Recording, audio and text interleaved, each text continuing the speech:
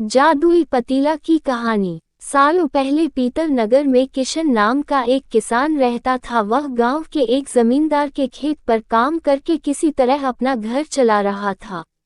पहले किशन के भी खेत थे, लेकिन उसके पिता के बीमार होने के कारण उसे अपने सारे खेत बेचने पड़े। मजदूरी में मिलने वाले पैसों से पिता का इलाज कराना और घर का खर्च चलाना मुश्किल हो रहा था। वो हर दिन सोचता कि कैसे घर की स्थिति को बेहतर किया जाए। आज भी इसी सोच के साथ किशन सुबह सुबह जमींदार के खेत पर काम करने के लिए निकला।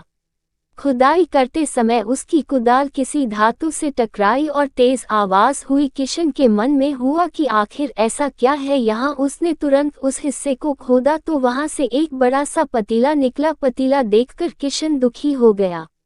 किशन के मन में हुआ कि ये जेवरात होते तो मेरे घर की हालत थोड़ी सुधर जाती। फिर किशन ने सोचा कि चलो अब खाना ही खा लेता हूँ। किशन ने खाना खाने के लिए अपने हाथ की कुदाल उस पतीले में फेंक दी और हाथ मुंह धोकर खाना खाने लगा। खाना खत्म करने के बाद किशन अपनी कुदाल उठाने के लिए उस पतीले के पास पहुंचा। वहां पहुंचते ही किशन हैरान हो गया। उस पतीले के अंदर एक नहीं बल्कि बहुत सारे कुदाल थे। उसे कुछ समझ नहीं आया। तभी उसने अपने पास रखी एक टोकरी को भी उस पतीले में फेंक दिया। वो एक टोकरी भी पतीले के अंदर जाते ही बहुत सारी हो गई। ये सब देखकर किशन खुश हो गया और उस जादुई पतीले को अपने साथ घर लेकर चला आया।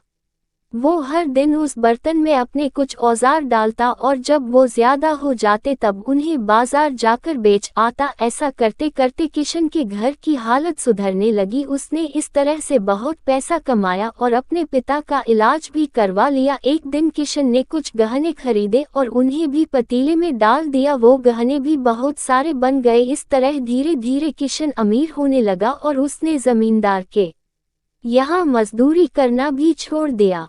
किशन को अमीर होते देख जमींदार मोहन को किशन पर शक हुआ। वो सीधे किशन के घर पहुंचा। वहां जाकर उसे जादुई पतीले के बारे में पता चला। उसने किशन से पूछा, तुमने ये पतीला कब और किसके घर से चुराया?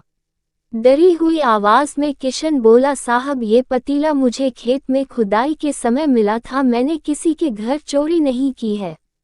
खेत में खुदाई की बात सुनते ही जमींदार ने कहा, ये पतीला जब मेरे खेत से मिला तो ये मेरा हुआ। किशन ने जादुई पतीला ना लेकर जाने की बहुत मिन्नतें की, लेकिन जमींदार मोहन ने उसकी एक नहीं सुनी। वो जबरदस्ती अपने साथ वो जादुई पतीला लेकर चला गया। जमींदार ने भी किशन की ही तरह उसमें सामान डालकर उन्हें बढ़ाना शुरू किया। एक दिन जमींदार ने अपने घर में मौजूद सारे गहने एक एक करके उस पतीले में डाल दिए और रातों रात बहुत अमीर हो गया। एकदम से जमींदार के अमीर होने की खबर पीतल नगर के राजा तक पहुंच गई। पता लगाने पर राजा को भी जादुई पतीले की जानकारी मिली। फिर क्या था, राजा ने तुरंत अपने लोगों को भेजकर जमींदार के यहाँ से वो पतीला राजमहल मंगवा लिया। राजमहल में उस जादुई पतीले के पहुंचते ही राजा ने अपने आसपास मौजूद सामान को उसमें डालना शुरू दिया। सामान को बढ़ता देखकर राजा दंग रह गया। होते होते आखिर में राजा खुद उस पतीले के अंदर चला गया। देखते ही देखते उस पतीले से बहुत सारे राजा निकल आए। पतीले से निकला हर राजा बोलता, मैं पीतल नगर का असली राजा हूँ, तुम्हें तो इस जादुई पतीले ने बनाया है। ऐसा होते होते सारे राजा आपस में लड़ने लगे और लड़कर मर गए। लड़ाई के दौरान वो जादुई पतीला भी टूट गया। जादुई पतीले के कारण राजमहल में हुई इस भयानक लड़ाई के बारे में नगर में सबको पता चल गया। इस बात की जानकारी मिलते ही मजदूर किशन और जमींदार मोहन ने सोचा, अच्छा हुआ कि हमने उस जादुई पतीले का इस्तेमाल सही से किया। उस राजा ने अपनी मूर्खता के कारण अपनी जान ही खो दी।